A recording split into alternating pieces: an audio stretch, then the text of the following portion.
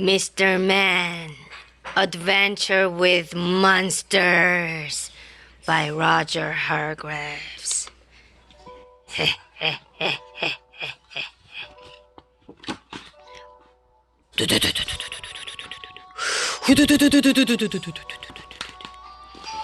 It was a dark and stormy night, and little Miss Scary and her friends were driving to the fair. Little Miss Scary loved the fair. She loved all the scary rides, and best of all, she loved the ghost train. Mr. Jelly was not so excited. However, as they were driving over the heath, her Scare-mobile suddenly sputtered and juddered to a halt. "We've run out of petrol!" cried Mr. Jelly. "Whoops," said Mr. Forgetful. "I knew there was something I meant to do." The Scare-mobile had broken down by a tall set of iron gates, opening onto a long driveway leading up to a tall house set on the hill. "Shall we see if they can help?" suggested little Miss Scary. They all trudged up to the house in the wind and rain and knocked at the enormous front door.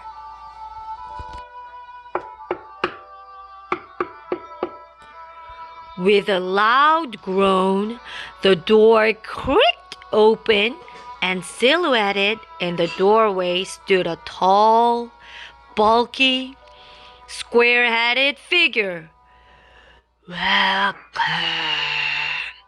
Do come in," said the figure in a deep, rumbling voice.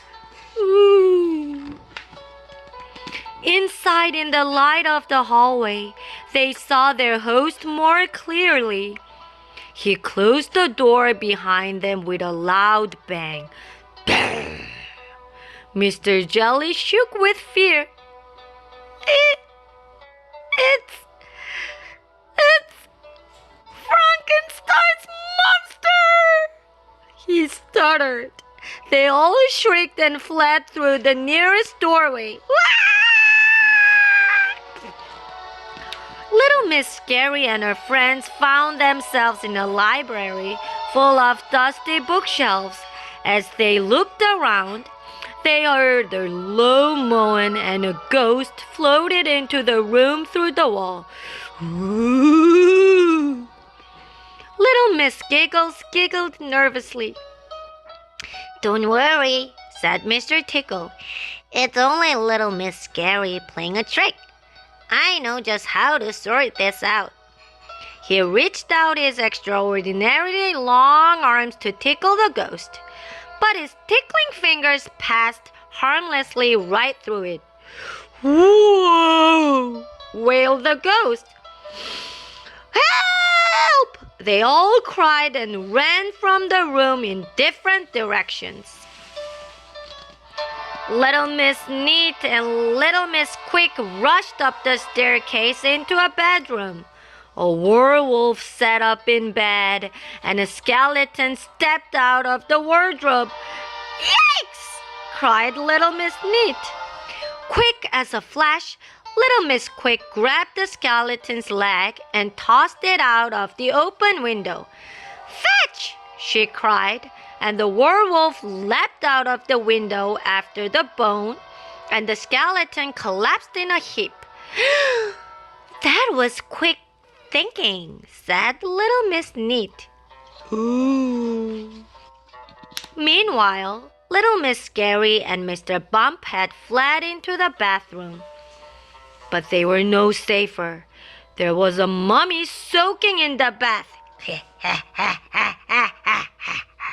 Mr. Bump turned to escape from the room, but he slipped on the wet floor and landed with a great splash in the bath. What a chaotic bundle of bandages! At the very top of the house, Mr. Greedy and Mr. Jelly found themselves in a very dusty attic. I, I, I don't think this is any ordinary house, stammered Mr. Jelly. This is a haunted house. What's that?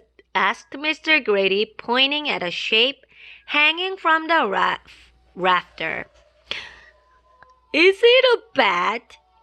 That's not a bat, shrieked Mr. Jelly. That's Dracula. Welcome, said Dracula with a very pointed toothed grin. Mr. Jelly screamed and ran from the room, but Mr. Grady was not scared at all. And do you know why? Mr. Grady had eaten 3 loaves of garlic bread for lunch. Everyone knows how much vampires hate garlic, and that's a lot of garlic. It was Dracula's turn to be scared. Everyone gathered out on the landing. We need to get out of here fast, trembled little Miss Scary, and they all agreed. Just then, the heavy clump of Frankenstein's monster's boots sounded on the stairs. He was not a very fast mover, unlike little Miss Quick. Quick, this way! She cried, and led them down the back stairs into the kitchen, where a slippery, slobbery slime monster grinned at them from the sink. And then with a loud slurp, it hurled itself at them. Everyone ran, but Mr. Messy was not quick enough. Splat! Mr. Messy was now super slimy messy and green. Poor Mr. Jelly had not been able to keep up, and he had got separated from the others. He was all alone in the haunted house. As quiet as a mouse, he crept through the house until he found the cupboard under the stairs. Inside the door there stood a huge pair of boots. He climbed inside one of the huge boots and breathed a sigh of relief. But Mr. Jelly had not chosen a good hiding place. Suddenly, the boot he was in was lifted and turned upside down and given a good shake. Out fell Mr. Jelly onto the floor. It was the owner of the huge boots, Bigfoot! Yuck! Screamed Bigfoot, jumping up on a stool. It's a spider! No, it's a mouse! No, it's a... What are you? I'm Mr. Jelly, said Mr. Jelly, who suddenly felt rather brave. He had found someone even more frightened than he was. Yeah. All of Mr. Jelly's friends had rushed into the living room. It was a warm and cozy living room, but they all shivered when they saw the large, hairy figure sitting on the sofa beside the fire. It was the abdominal snowman. Welcome, he growled. The friends turned to escape, but Bigfoot came stomping through the door towards them. Oh, help! He's captured Mr. Jelly! Yelled little Miss Scary. Stomp! Stomp!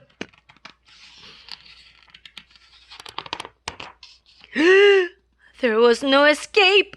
Little Miss Scary and her friends cowered in the corner, and then in walked the skeleton, the ghost, the mummy, the werewolf, and finally, Frankenstein's monster.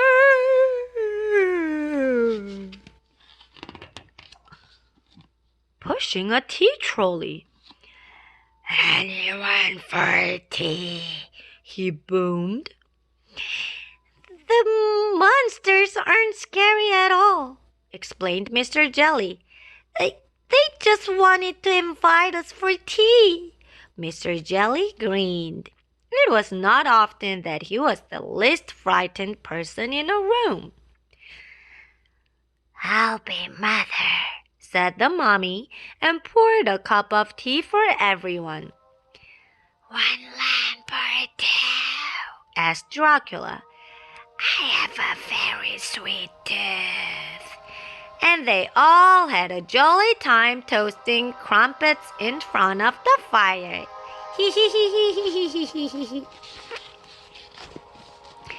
After tea, Frankenstein's monster filled the Scaremobile with petrol, and they sped off to the fair, arriving before it closed.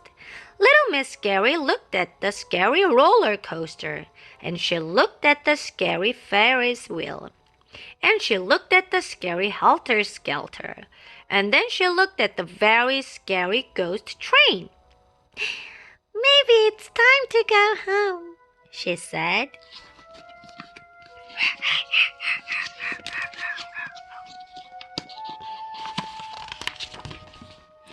I think we've had quite enough scares for one night, even for me. And everyone wholeheartedly agreed. The end.